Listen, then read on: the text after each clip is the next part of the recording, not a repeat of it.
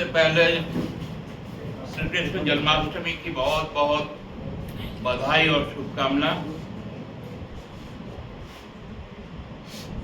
खासकर आप लोगों को इसलिए बुलाया गया कि इस देश में इस साल के अंत में 4 राज्यों के विधानसभा का चुनाव होना है। इसमें हमारा राज्य झारखंड भी है, साथ साथ महाराष्ट्र है, हरियाणा है और जम्मू और कश्मीर। जम्मू और कश्मीर में चुनाव 10 साल के बाद होगा,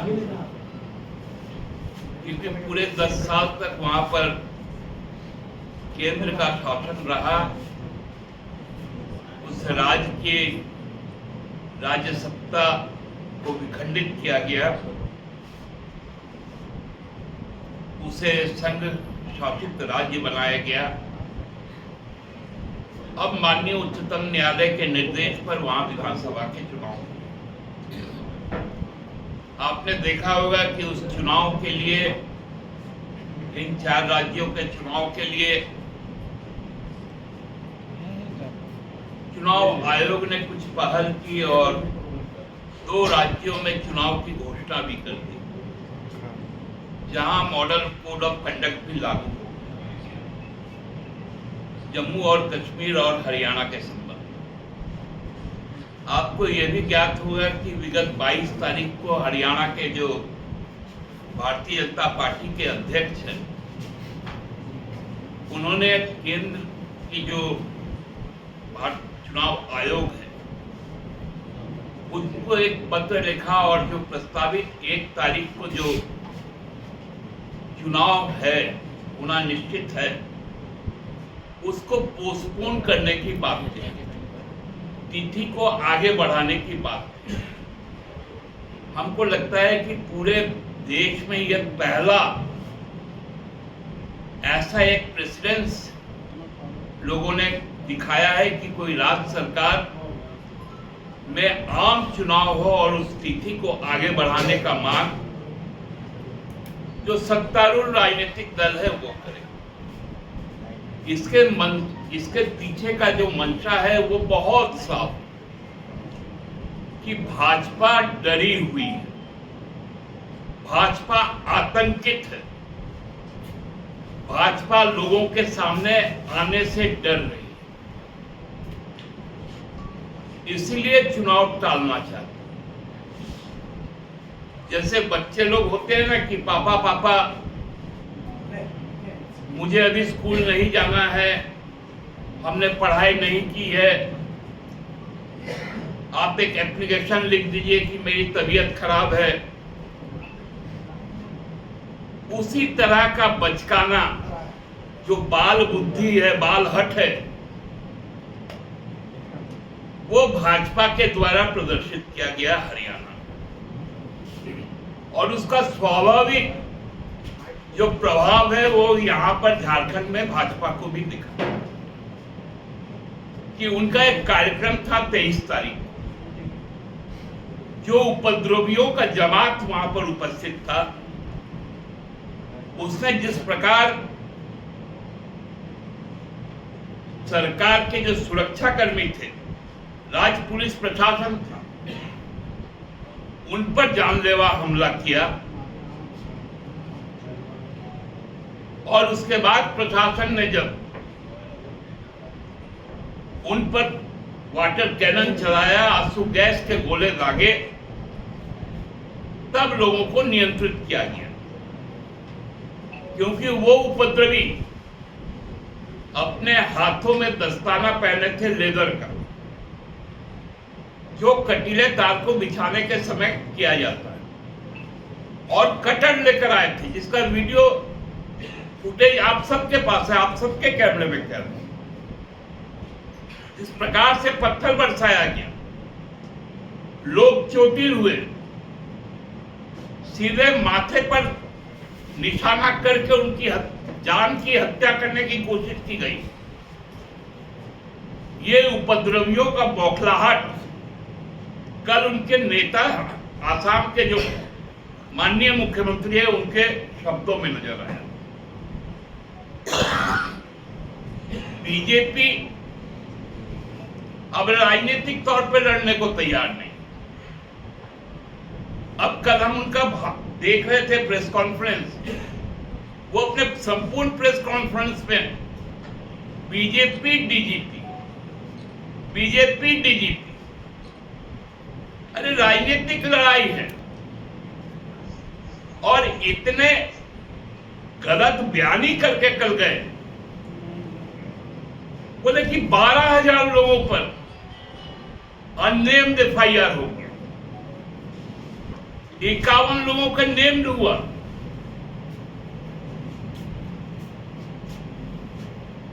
बोले ये 12,000 इसलिए हुआ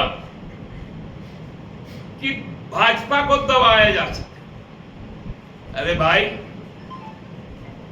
आप तो पत्थर चलाने पर मध्य प्रदेश में, उत्तर प्रदेश में बिना एफआईआर के घर ढहा देते हैं। इतना में एक एफआईआर से डर गए। हिमंता जी ने कहा कि 12,000 आज तक कहीं नहीं हुआ अननेम्ड। जब आप ही लोगों ने कहा एक खूंटी में 10,000 का हुआ था, तो बोले हम सत्ता से बाहर हो गए। तो हिमंता जी, मैं आपको एक तथ्य और बता दूं, पिछले मोदी सरकार में जब किसान आंदोलन हुआ 2020 में, मालूम है एक मोदी सरकार में जब किसान आंदोलन हुआ 2020 में, मालूम है एक आंदोलन पे कितने एफआईआर हुए? दिल्ली पुलिस ने 42 एफआईआर दर्ज किया एक आंदोलन, और हरियाणा पुलिस ने 136 और फिर 138 एफआईआर दर्ज किया। कुल मिलाकर एक आंदोलन पे 180 एफआईआर दर्ज, और उसमें हजारों नेम्ड के साथ लाखों अननेम्ड है। पढ़कर आए हैं आसाम से यहां कानून सिखाने कि आज तक हिंदुस्तान में ऐसा नहीं हुआ। तो किसान आंदोलन क्या पाकिस्तान में हो रहा था? उनको तकलीफ हो गया कटीली तार से, जब आपने नुकीले तीर लगवा दिए, रोड के ऊपर बड़े बड़े कंक्रीट का ब्लॉकेट बना दिया एनएच के ऊपर, एनएच के दोनों तरफ खाई खुदवा दिया। तब कहां थे हिमंता बाबू आप?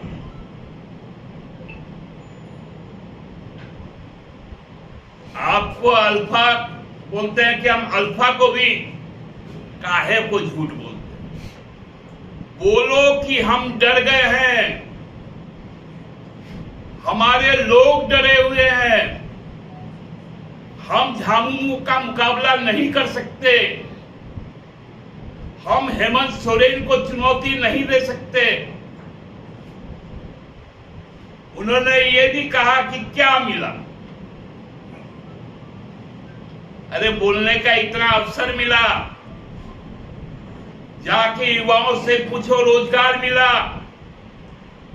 महिलाओं से पूछो सम्मान और अधिकार मिला, सशक्तिकरण हुआ, छात्रों से पूछो शिक्षा का क्या प्रगति हुआ, किसानों से पूछो उनके ऋण माफ हुए। पैसा गिनवा रहे थे, पैसा। तो थोड़ा आपको भी याद करवा दें, जो 2014 में हम लोगों का सबका 15-15 लाख रुपया बकाया है। मोदी जी ने कहा था तो 15 लाख रुपया में 5 लाख रुपया आप निकाल लीजिए, अब तो 10 लाख रुपया दे दीजिए ब्याज समेत। वो भी नहीं दे सकते तो 1,36,000 करोड़ रुपए जो हम केंद्र सरकार से पाते हैं, वो पैसा तो दे दीजिए। कोई भीख तो नहीं मांग रहे हैं।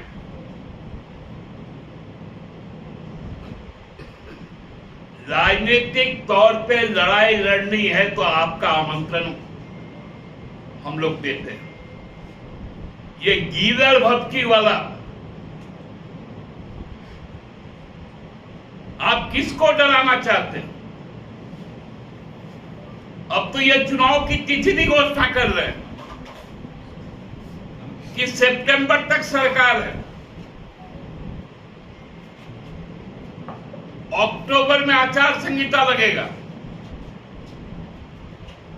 चुनाव आयोग का भी नीति निर्धारक अब भाजपा हो गई है क्या? मैं तो चुनाव आयोग से यह आग्रह करूंगा और आगाह भी करूंगा,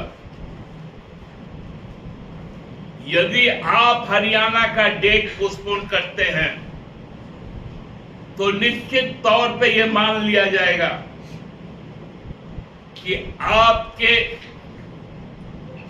फैसले राजनीतिक प्रभाव से प्रभावित होंगे और उसका असर झारखंड में भी पड़ेगा। फिर आप भारतीय जनता पार्टी के इच्छा अनुसार यहां चुनाव की तिथि तय करेंगे, ये राज्य की जनता स्वीकार नहीं करेगी। मैं हेमंता जी से यह भी पूछना चाहता हूं कि उन किसानों पर, जो लाखों किसानों पर जो एफआईआर दर्ज हुए, उसको वो कहां पर चुनौती देंगे? अभी पिछले हफ्ता उनकी एक सांसद है, हिमाचल प्रदेश से चुनकर आई हैं, अभिनेत्री है कंगना रनौत जी, माननीय सदस्य संसद है। उन्होंने हरियाणा और पंजाब के किसानों को क्या कहा? मैं वो शब्द भी उच्चारण नहीं करना चाहता हूं, क्योंकि यहां बहुत सारी महिला पत्रकार हैं। इतना विभत्स और गंदे शब्द का प्रयोग करने वाले भारतीय जनता पार्टी के सांसदगण किसानों के संबंध में कहते हैं। यही मनोभावना आदिवासियों के प्रति है, यही भाव वो दलित वंचितों को साथ रखती है और खासकर मुसलमानों के खिलाफ उनका जो जहर है वो तो अंतहीन है। इस तरह से झारखंड को नहीं देखा जाना चाहिए। झारखंड समग्र रूप में सबसे पुरानी लोकतांत्रिक व्यवस्था को आदिवासी मूल समाज कायम रखता है, जहां सामूहिकता है, सामुदायिकता है। तरह से झारखंड को नहीं देखा जाना चाहिए। झारखंड समग्र रूप में सबसे पुरानी लोकतांत्रिक व्यवस्था को आदिवासी मूल समाज कायम रखता है, जहां सामूहिकता है, सामुदायिकता है, लोगों में भाईचारा है। वैसे राज्य में आकर इस तरह का जहर बोलने वाला व्यक्ति इस राज्य का कभी हितैषी नहीं हो सकता। ये तो शुक्र मनाइए, ये हेमंत सोरेन की सरकार। ये यदि भाजपा की सरकार होती तो भड़भड़ाकर भाजपा के नेताओं का मकान तोड़ दिया जाता।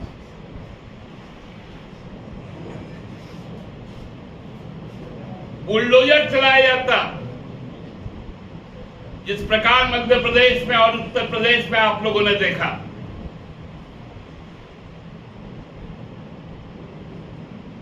हेमंत सोरेन जी को धन्यवाद दीजिए कि जिन पर एफआईआर दर्ज है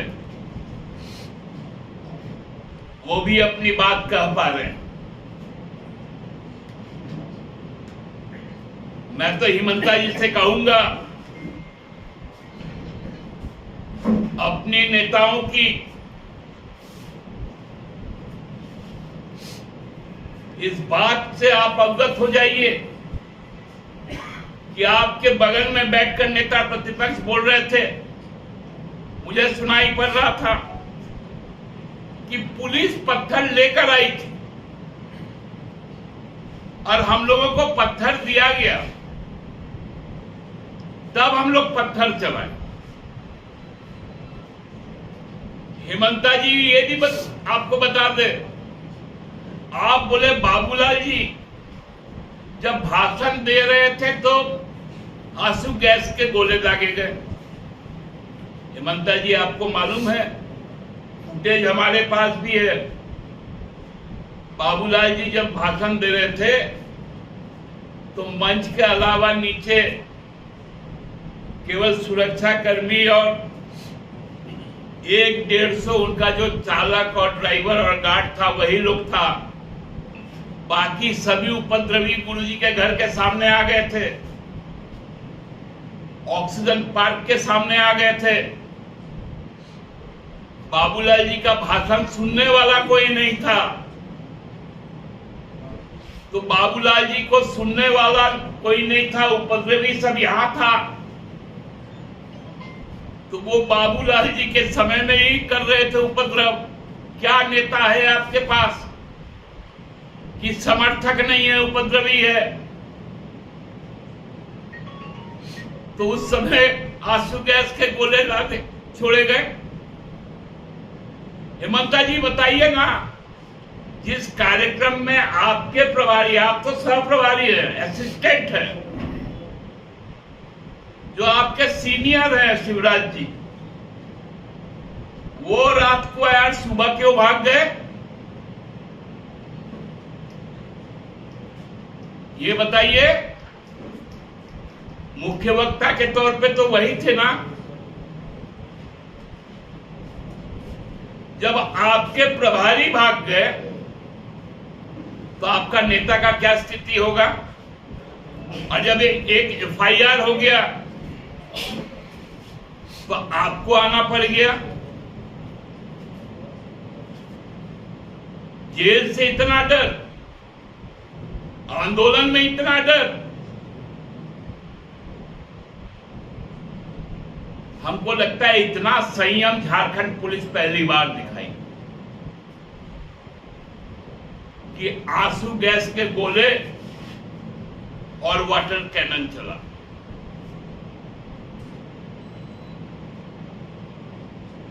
सब अपना अपना गाड़ी में बैठ के गए,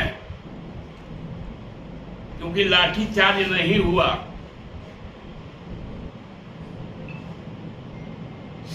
यदि हुआ होता तब आपका स्थिति क्या होता?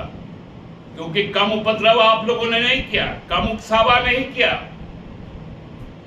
आपने बोतलें छोड़ी, पत्थर चलाए, फुटेज है डंडा चलाने का, लोगों के, पुलिसकर्मियों के घायल होने का, उन पे जानलेवा हमला का।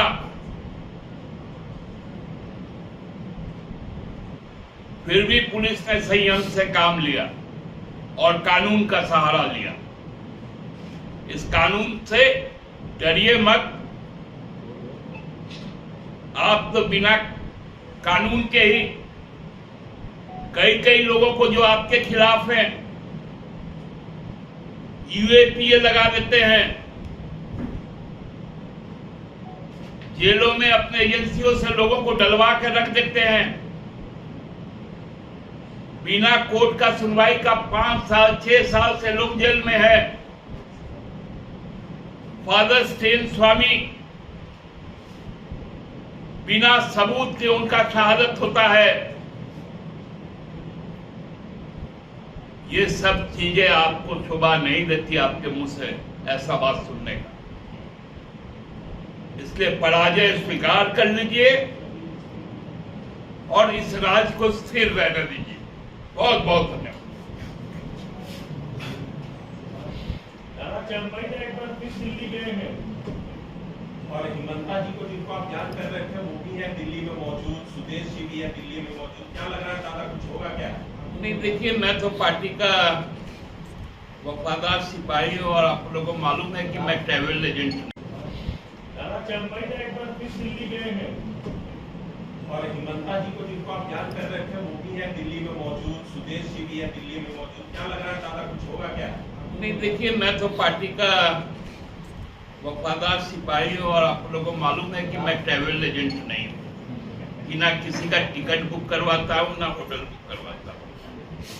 मुझे तो जब खुद जाना पड़ता है तो मेक माई ट्रिप बोल के एक ऐप है, उससे मैं बुक करता हूँ और चल जाता हूँ। अब कौन कहाँ है मुझे नहीं मालूम। लेकिन दादा, जब आपके पार्टी के वरिष्ठ नेता और मंत्री जो हैं उनके लगातार बयान आ रहे हैं तो एज प्रवक्ता और महासचिव आपको तो ख्याल रखना चाहिए ना कि कौन कहाँ जा रहा है। नहीं तो हम मेरे जो पार्टी के नेता है, राज्य के मंत्री है, उनका तो बयान मैं भी पढ़ा हूँ आप ही लोग के माध्यम से कि मैं पार्टी को कोई नुकसान नहीं पहुंचाऊंगा। तो इससे बड़ा बयान और कोई हो ही नहीं सकता। इसलिए हम लोग निश्चिंत है कि हमारे पार्टी के नेता और हमारे मंत्री हमें कोई नुकसान नहीं पहुंचाएंगे। इससे बड़ा बयान और क्या हो सकता है।